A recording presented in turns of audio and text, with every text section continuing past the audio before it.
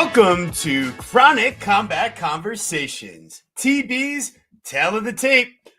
Getting ready to do a deep dive on the statistical analysis before the tape study to bring to you people some thoughts, ideas, and things to look for as we get into the full analysis of this card. Well, we better take a look at some of what's going on so that when we go to do the tape, we're prepared for it. Now, if you guys haven't been here before, thanks so much for tuning in now. Throw a like on the video, subscribe to the channel if you haven't already. It truly helps us out so much in growing our channel and getting more and more people to grow with the Chronic Combat Conglomerate.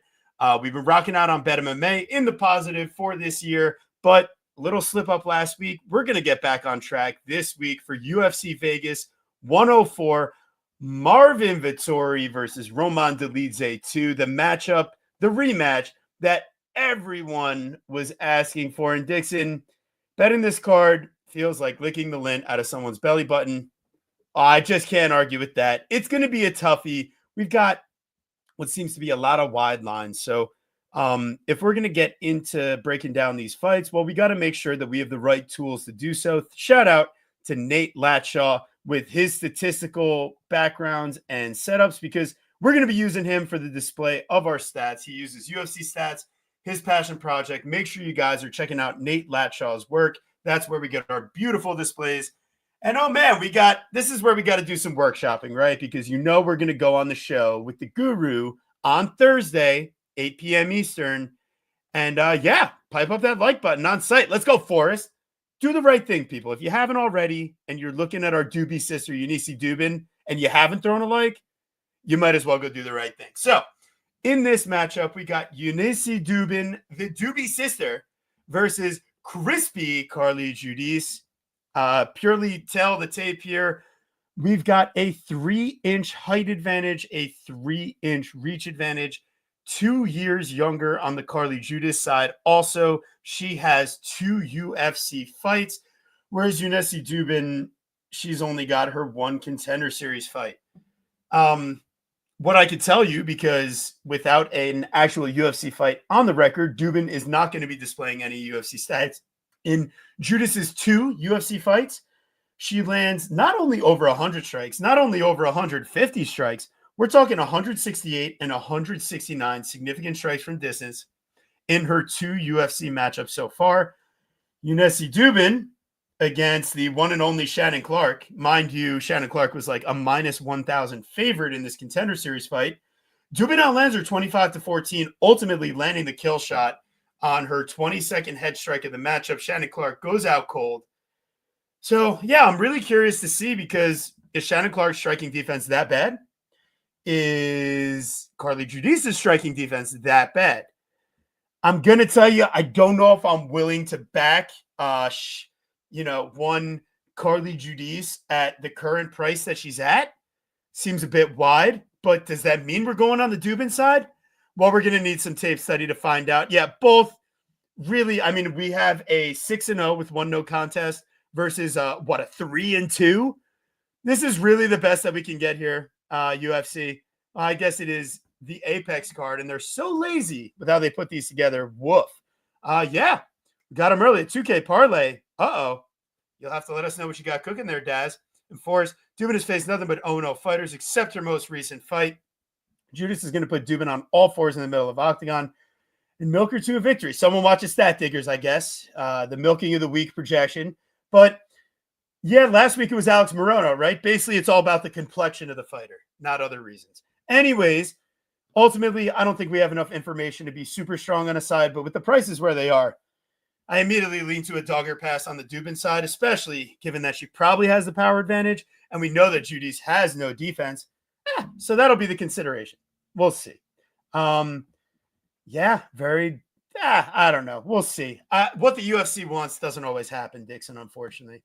But we'll see. In our next fight, we've got Josie and the Pussycats versus Priscilla Zombie Girl Cachoeira.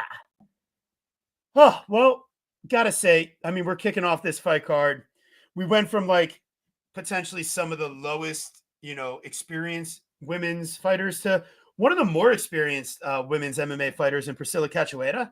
And Josiane Nunes, don't look now. but she's starting to rack up some UFC experience here. So as we look at the statistics, they actually give us, a little bit of info. Each of these fighters have over 5 fights in the UFC. So let's bring it up big time here. All right. In this matchup, Priscilla Cachoeira, we've got she's going to be 5 years older. Josiane Nunes has a 2-inch reach advantage. Cachoeira is going to be 5 inches taller, but as we saw last week with Armen Petrosyan and Bruno Ferreira, height differential does not matter if you're giving up the reach. And as we look at distance striking differential, Cachoeira is eating 2 more strikes per minute than she lands at distance.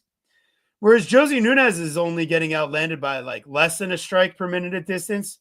Some of that comes at the hands of Chelsea Chandler. Oh boy. Whereas Priscilla, we've seen her in the octagon with a lot better fighters. All right. Well, as we look at knockdown rate, Josie's got a little bit more power. Also, she diversifies her striking a little bit better, throwing more leg strikes and more body strikes. Whereas Cachoeira is a bit of a headhunter. And Josiane Nunes, she's got an absolute melon for a head. I mean, she's not getting knocked out by anybody. Moyes, Priscilla, his girlfriend, love her so much. Yeah, I mean, that's a pretty good bet right there. That's pretty hot. We definitely like Priscilla in that fight. But in this one, against a fighter that she probably can't knock out. And both these fighters' biggest downfall is that they can't stuff a takedown and they can't grapple from bottom to save their lives. So, man, just look at that. Percent of time being controlled, 43% for Cachoeira and 17% being controlled for Nunes, whereas the control rate for Nunes, she actually controls 24% of the time, whereas Cachoeira only gets 5%. If this was going to be a distance striking match, Nunes lands better differential per minute at distance. Also, she spends more time controlling her opponents than Cachoeira does. And I think Cachoeira, she's got to be careful with how quick we saw that point deduction in the Petrosyan fight. One little thing, one little eye poke, one little fence grab, well, she could be getting a point taken rather quickly. So, yeah, the stats and the reach advantage and the youth advantage all tell me, and the southpaw stance, tell me that Josiane Nunes would probably be the pick in this fight. She is the favorite, so do I feel the need to do it? No, not really. We're going to have to do a little bit more searching and tape, see where we end up. But right now, the stats tell me to take Josie Nunes. All right, on to our next fight. We got Daniel Barez versus Mascote Andre Lima. Oh boy, this should be a great matchup. We've got a 10-year youth advantage for Andre Lima. We've got a 1-inch reach advantage and a 1-inch height advantage. Both guys listed as orthodox fighters. Now, what worries me a little bit here is both guys do get outlanded per minute at distance. And if it wasn't for Andre Lima's offensive wrestling in his last fight, he probably would have eaten more significant strikes from distance as the fight went on. So Daniel Barez, I do think that he's a very clean striker. We see his, he does land more strikes per minute at distance. And he does have a way higher knockdown rate than one Andre Lima. So, all right. And then you look at some of the striking differentials. Well, Lima is a bit of a calf kick merchant. 43% strikes landed to the legs. That's like Chris Gutierrez territory. And I know it's really easy to do that and dance around Mitch Raposo, but one blind judge goes ahead and gives that the other way. So Andre Lima versus a fighter that's way more diversified than a Mitch Raposo against Daniel. I don't know, because my worries on the Daniel side is that he absorbs, a ton of strikes per minute at distance, whereas Lima, technically his defense percentage is worse, but he absorbs less strikes. To me, it almost screams like he's trying to avoid a dangerous striking battle, whereas Barez, he's willing to get into a war. So from a dog perspective, like who's going to fight for your money? I think Lima's super technical. I think he's a really smart, intelligent fighter, but Lima's a born cheater. He's going to miss weight. He's going to grab onto the fence. He's going to poke eyes. He's going to do everything he can to secure a victory. And what if we start getting some faster points taken? If Mark Smith does it on the second ball shot, you never know. Maybe we get it on the first eye poke these days after the Song fight. Lima is an elite cheater. Nut shots, eye pokes. Yeah, that's right. Does it all. It's Yeah, cheating on his taxes. Lima by decision as long as he doesn't get a point deduction. Maybe the Lou Betcha Yam Bag special. But who's the better grappler in this matchup? Great question. Now, most opponents are going to want to take down Lima and not deal with him on the feet. That was the opposite story in his last matchup. So that's why he kind of sees a little bit of trouble and has to go his own offensive wrestling. But he also goes for a lot of submission attempts. So I'm really curious, Daniel Barres, if this guy slows down at all, we could see a late Andre Lima submission based off of the amount of attempts in his small UFC career so far. Lima's faced way more takedowns per 5 minutes of distance, but he's also spent way more total time controlling and a higher percentage rate of total control. So I'd lean Lima to kind of get this done whichever way he needs to. If he can safely win the distance striking, great. And if he can't, then I think he's the one that can probably lean on a bit of his wrestling. And Barres, I think that this is his win condition, a round one finish. You're all over it. So Lima by decision, Barres by round one. If not, you can also just pass. You don't have to play it. I'd lean to fight goes the distance, if anything, because with Andre Lima being an undefeated prospect, if he's going to lose, I don't envision it inside the distance. And Daniel Barres, he does have a few losses by finish. But in the same token, it hasn't happened thus far. No, it has in the UFC. So we're doing it live, people. Like Jafel Filio winning by a round one sub. Well, I don't think Lima's that good of a grappler, but yeah, if the fight goes later on, yeah, definitely. I love the club and sub idea. So we're moving on. Next fight on the card, we've got Carlos Pequeño Vera versus Josias, the KO Wizard Musasa. And with that, we're going to take a little sippy sip. So enjoy the music.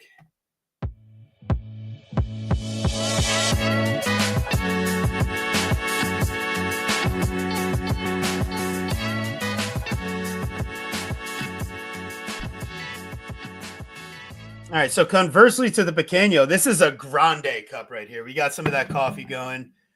We're bringing it hot live to the people. We've got a 5-inch reach advantage, a 2-inch height advantage, southpaw stance advantage, and an 11-year youth advantage for Josias Musasa. I mean, Carlos Vera, what are you even doing in the UFC? I got to ask the question. I think Rinya Nakamura needed a short notice opponent.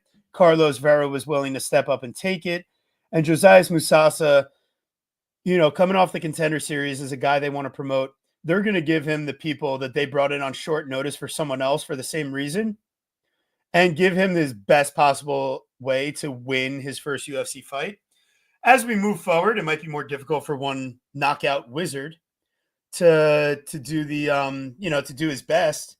But yeah, man, I just think Josias, it's going to be whatever way he wants it. If he wants to knock him out in round one and really put on the pressure, he could probably do it. If he wants to just survive the takedown, stand back up, and just kind of like volume his way to a decision, he probably could do it. Not that that's like, I mean, he's the KO wizard for a reason, right? But ultimately, not a lot of stats for us to go off of here. Yeah, I would say in general, I got to lean towards the undefeated fighter with 7 knockouts, 6 of them in round one, to probably get a first round knockout against Carlos Vera. And what's Musasa's ground game? What belt and BJJ is he? I don't know. I got more research to do. This is the tail of the tape. So we're going to find that out. If you guys can tell me, great. But if not, tune in Thursday. Hopefully we have that answer for you. And Forrest, it's Tyler. I go by TB on the show, but I'm happy if you guys want to use my name. I don't care. Bring it on.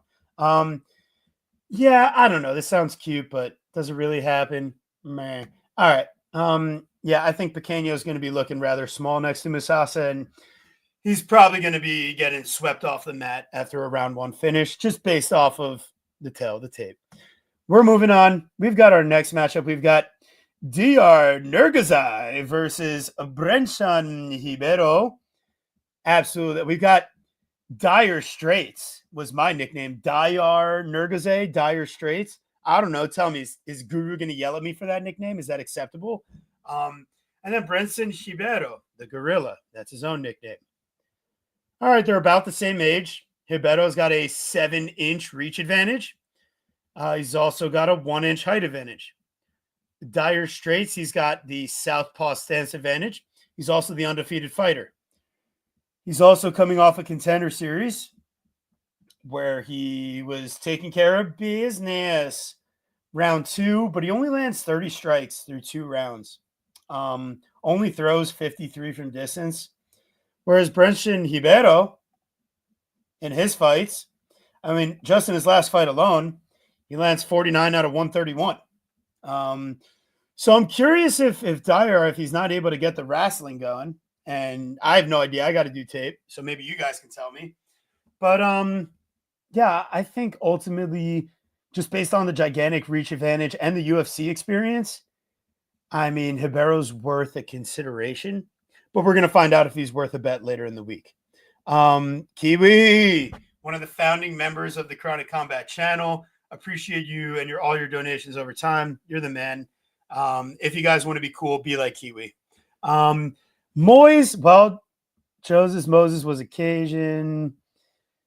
Fair enough. Can't argue with it, right? Ultimately, we got to do more research on this fight. We're moving on. We've got oh boy, this is going to be an interesting one. We've got the one and only Stephanie Rondinha Luciano versus Sam Page, Sam Hughes. This is going to be an interesting matchup. Sam Hughes is going to be 7 years older. She's giving up 1 inch of reach and she's giving up 2 inches of height, or 1 inch of height. They're both orthodox stance. Luciano, I mean, this is only a 1 fight sample for her, but she's landing more than 2 strikes more per minute at distance than her one opponent. She got a nice knockdown. Sam Hughes has never landed a knockdown, and she's been knocked down once. They have a similar striking profile. They kind of mix it up, but mostly head hunting.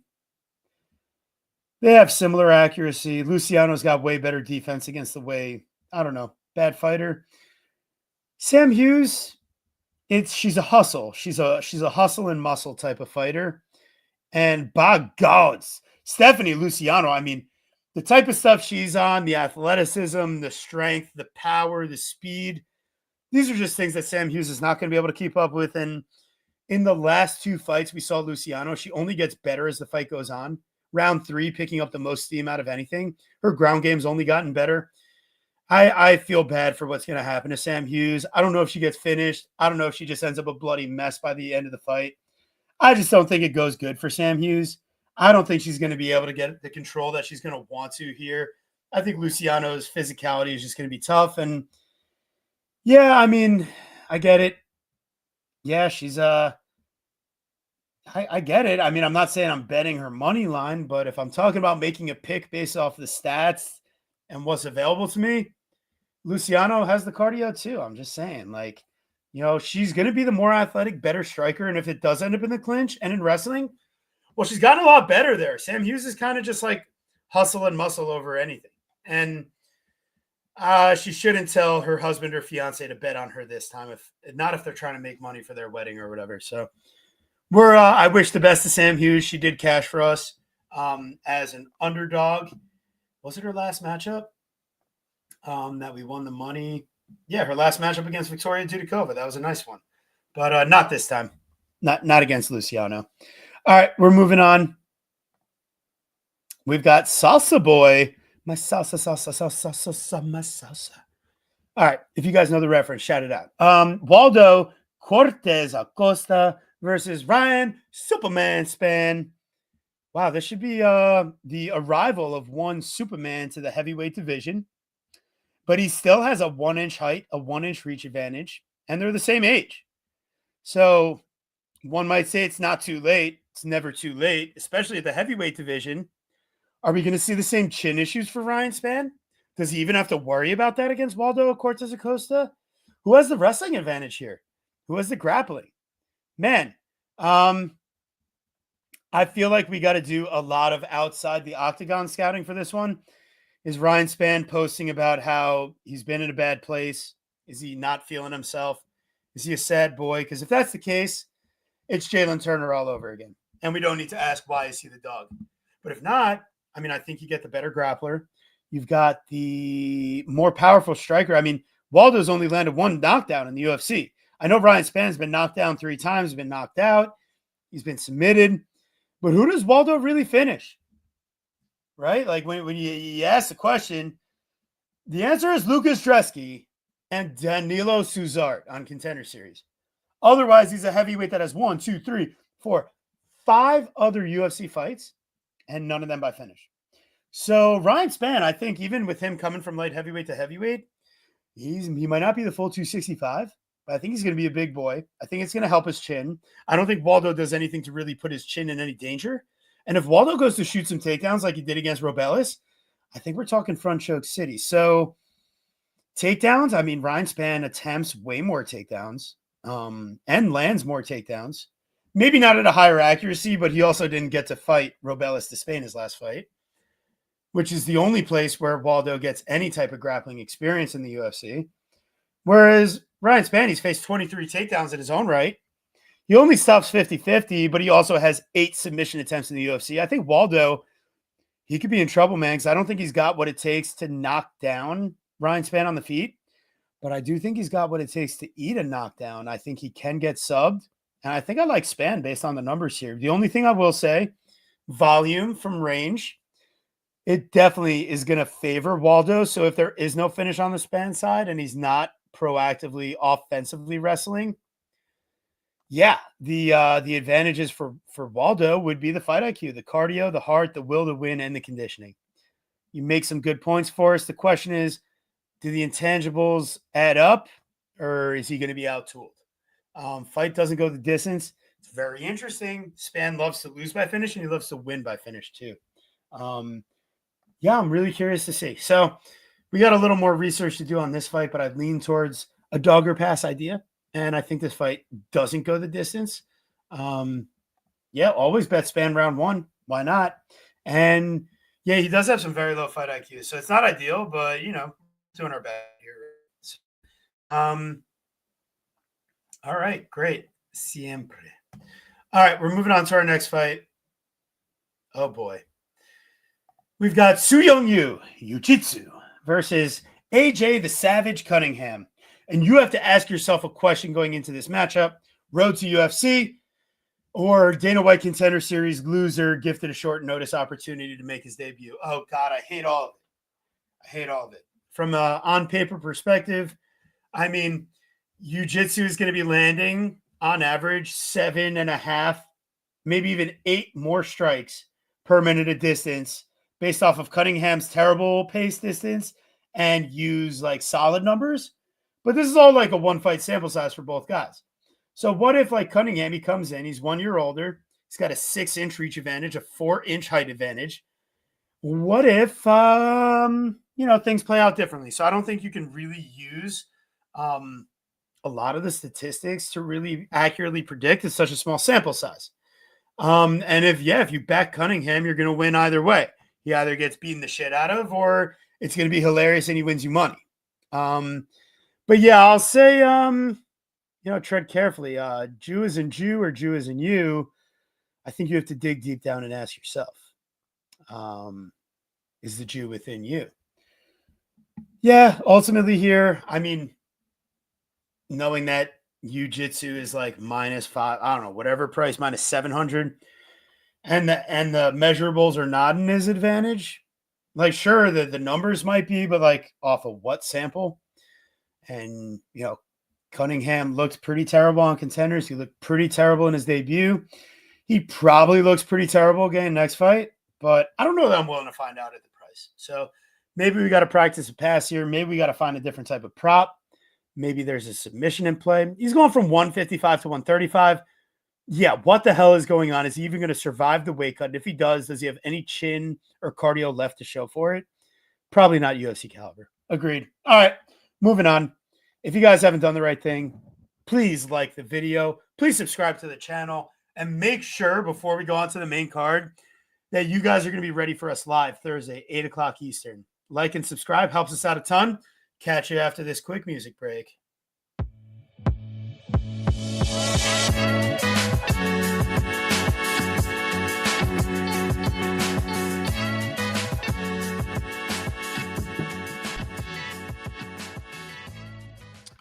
Damon, the Monster, Blackshear, Cody, the Renegade, Gibson. Oh boy. We've got a 7-year youth advantage for Blackshear. They have a similar reach, 1-inch reach advantage for Blackshear, same height, which is pretty notable for a Blackshear opponent to be matching him in the measurables perspective. Blackshear's got the switch stance. Both these guys spend a similar amount of time at distance, but Gibson maybe lands slightly more and eats slightly less compared to his opponent than Blackshear does. A very small difference, but comes out to about 0.3 strikes per minute on differential between the two. Damon's never landed a knockdown technically, but I don't know. Ask Cody Stamen how he felt after they fought. And Cody Gibson has landed a couple knockdowns. He's also been knocked down. But Damon Blackshear has a way better striking profile of mixing up head, body, legs, whereas Cody Gibson, I mean, this guy's a headhunter. 75% strikes to the head. I don't like that. It's a lot easier to defend when you know what level you need to defend at. And Cody Gibson does have a 62% striking defense. And, you know, Blackshear's might not be as good. But at the same time, I think Damon should be a bit more quick trigger from an athletic perspective. And he does have a wider variety of strikes to use. We're going to need to hit the tape to make sure of a few of those details, but that's the way I'd lean. And then looking at some of their control and clinch and ground rate, I mean, they have a very similar total percent of control of ground time. So they're both liable to give up and have minutes of control. And they both have a similar percent of total time in control for every 5 minutes they fight. About 1.5 minutes is in control. Then their total takedown ratio, pretty similar. They've both been taken down 7 times. They both landed more takedowns. Similar takedown accuracies, similar takedowns attempted. They both throw up a lot of submissions and their opponents go for a lot of subs. They've both been controlled for a significant period. I mean, on paper, this fight's pretty even. So if anything, whoever the dog is, I'd lean dog or pass. It's just that Cody Gibson's about 7 years older. And the only fight where he's landed a high volume of strikes was the Bracketona fight. And if you look at all of his other fights, he's never landed more than 50 strikes, except for one other fight. And he's never landed more than 30 strikes, except for one other fight on top of that. So for his other like 5 or 6 UFC fights out of 8, he's landing like 30 strikes or less. And that, my friends, is just not going to do because Damon is clearly going to have a higher volume of striking. And Gibson, I don't think he's going to be able to stay as safe defensively. I don't think he has as clear of a grappling advantage as he did against one Chad and Helliger. And he also had such a huge height and reach advantage that, man, if Cody Gibson is the dog, which he is, spoiler alert, then, yeah, I think the answer would be to pass in that case. And I would even lean towards, like, I'd rather say maybe you could take like a Damon inside the distance, but yeah, I'm not sure. The overhand right is live for you in the last fight. Damon gets the sub. I was feeling the same way here based off the stats. And yeah, this is the worst, Cody. Yeah. Not good for Cody. The Renegade is going to be looking for a new position after this. All right. Alexander, the Great Ape Hernandez versus Kurt the Hurt Hollabaugh. I mean, what a great new nickname this guy's working out. Hernandez is going to have a 2-inch reach advantage. He's giving up 2 inches in height. He is 6 years younger. They're both orthodox fighters. That goes advantage Hernandez in that department. They both, well, they don't really spend, like Hernandez spends double the amount of time at distance than Hollabaugh. But it's because Hollabaugh is generally being controlled for a fuck ton of his fight time. So, yeah, Damon is too crafty. He is good. In this fight, I mean, Hernandez lands way less strikes per minute at distance, but he also eats way less strikes per minute at distance. And Kurt has a positive differential. But come on, against who? Kenan Krzyzewski. I mean, that fight was way too close. Way too close for Kurt Hollabaugh to feel good about. Trey Ogden fight, 3 takedowns. How you doing? Game over. Could be the same for Alexander Hernandez, quite frankly. Then Austin Hubbard, Thiago Moises. He faced some really tough guys in his first go around. So, yeah, maybe you can give him a pass on some of the statistics here. Hernandez, he also fought a high level of comp. But I don't know. He seems to have a lot less consistency when facing the better level of competition. Whereas like Kurt, you kind of know what to expect. So, Hernandez, he's a bit better at mixing up his strikes to different levels, but Kurt doesn't do the worst job at it. Kurt's got slightly better accuracy. Hernandez has way better defense than Kurt. And I think that is probably the biggest difference in this fight is if Hernandez doesn't gas out or get hurt on the feet, which I don't think he will against Kurt, but Kurt's going to keep putting it on you. So, Alex, if you're not prepared to take him down and stay safe from like a half guard, if you're not prepared to stay on your bike and try to use your defense and athleticism to stay safe, well, it could get real ugly real fast. Because Forrest, I get it. Yeah, no heart finds the door whenever things are about to get real. Yeah, for sure. But I don't think things have really gotten real for Kurt in his 2 wins against Austin Hubbard and Kenan Krzyzewski. I think we still see who he is in the Trey Ogden fight, a guy that's too willing to accept it when it's not going his way either. Because it's real easy to implement your game plan against Austin Hubbard and Kenan Krzyzewski. And the guys that we've seen Alexander Hernandez quit against, Damon Jackson, that's a close fight, and he lands a knockdown. That's a toughie. Bilal Jao, you can't knock that guy out, and he's got great cardio. Billy Q, similar story. Renato Moicano, he's got a big grappling advantage and a big reach advantage. Thiago Moises, well, they both lost to him. Drew Dober, the losses for Hernandez are way more explainable. And his wins over like Jim Miller, well, they both beat Austin Hubbard. So that's kind of hilarious. But you get my point here. I feel like I'd rather side with the younger guy, but do I trust him? No. Close fight, watching only, live bet if it gets too close. Is it the last fight on Hernandez's contract? I will say, I think we've seen an improvement in Hernandez kind of being like a little bit of a coach and a corner guy now that Factory X is kind of disbanded a little bit. So interesting stuff. We'll see what happens. I lean Hernandez, but God, do I not want to bet him. All right. Next fight before we do this one. You know the deal. Let's get a little more coffee. So.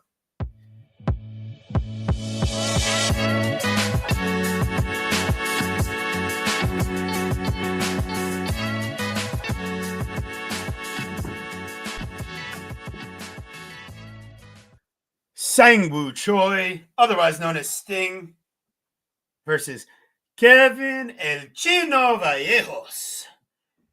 We've got a 9-year youth advantage for Vallejos. We've got a 6-inch reach and a 5-inch height advantage for Choi. We've got an extensive UFC experience advantage for Sang-Woo Choi. But we don't really have a lot of stats to go off of for one Kevin Vallejos against UFC level comp. However, he did face one Jean Silva, where he did get outlanded by 16 strikes, but he didn't get knocked down. That's saying something against Jean Silva. And against Cam Teague, he did what he was supposed to do. Let's be real. That's not impressive. Cam Teague is not good. Okay. So great. Vallejos makes it to the big show. Now against Sang-Woo Choi, our big concern here is defense. His striking defense is abysmal. His striking accuracy is not great. But, against like a Steve Garcia, yeah, if you don't have defense, you're in big trouble. And that guy, he can also wrestle. Yarno Aarons, he can't wrestle. So what did Choi do? He got knocked down. He got back up again. And then he took care of Aarons on the mat, wins a decision. It's just the Trezano, the Cooley Bao, the Caceres fights. Not ideal. But if you're seeing the guy that we saw against Julian Erosa, Yusuf Zalal, Mokhtarian, if you're seeing that Sang-Woo Choi, is this not a tough test for Vallejos? It's just 1-4 in his last 5. And you got to ask yourself where Choi is after like an absolutely brutal finish at the hands of Steve Garcia. And before that, Trezano took care of business too. Aarons, he nearly knocked him out also. So Choi, I just have a feeling he doesn't actually know how to use his reach advantage to his advantage. and that he's just going to eat too many strikes. So, yeah, Kevin KO, most likely. Another masterpiece. Yep. And won a round off Silva. Yes, he did. So, I think Silva would do nasty, dirty things to Sang Woo Choi. So, we'd probably see Kevin Vallejos do at least some pretty nasty things. All right. We've got two more fights. We've got our co-main. We've got our main. Chitty Bang Bang and Njokuani versus Eliseu Zaleski dos Santos. Capoeira. What if Chitty Bang Bang was just Chitty Muay Thai?